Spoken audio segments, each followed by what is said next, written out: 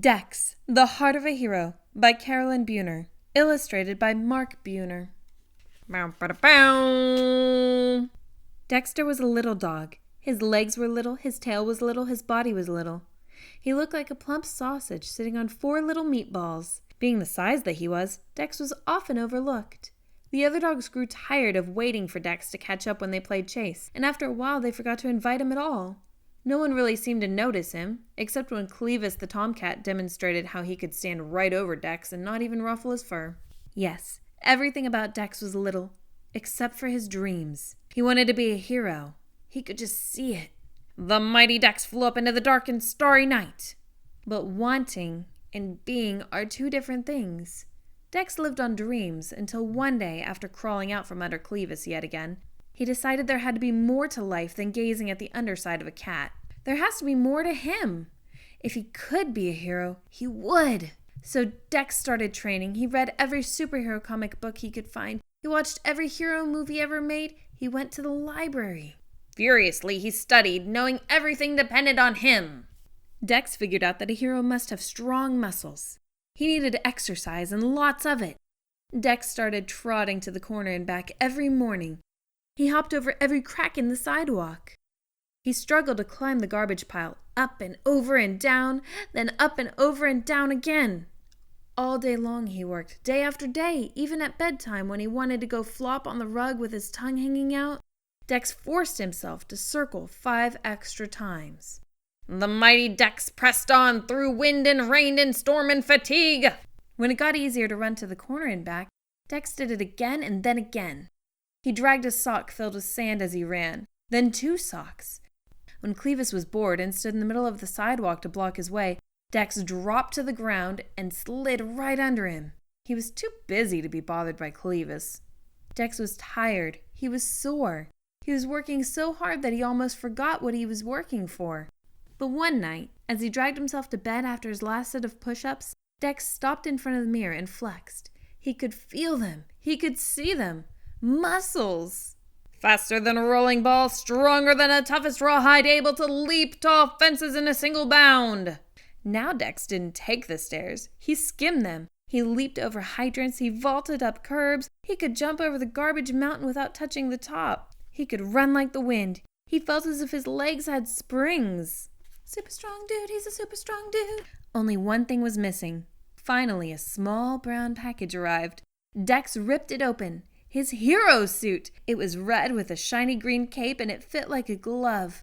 Dex loved the way it felt. He loved the way it looked. And he loved the feeling he had when he put it on. He was ready. With the courage of a lion, the strength of a bear, and the heart of a hero. When Dex went out in his suit for the very first time, he looked up the street and down. He noticed a young pup trying to cross the street.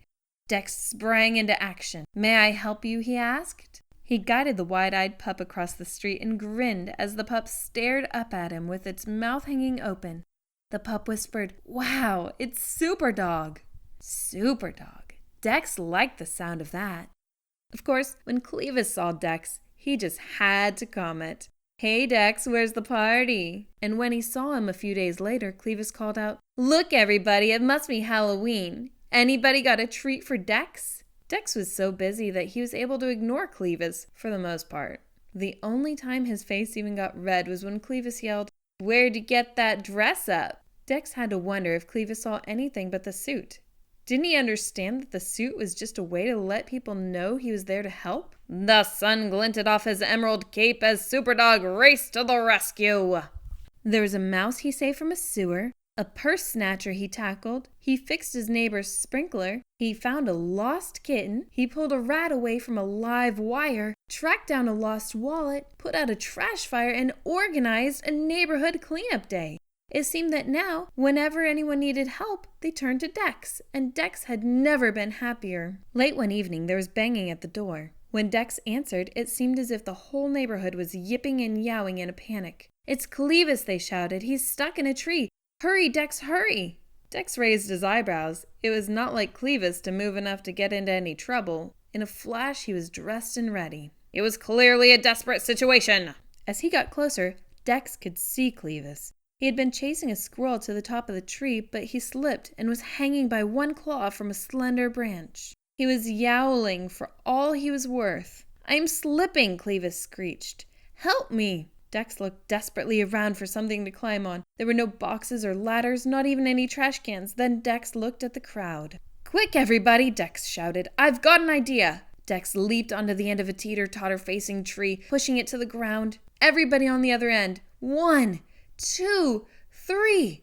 All the animals jumped together on the other end of the teeter-totter, catapulting Dex into the air. He soared over the crowd, his ears and cape streaming out behind him.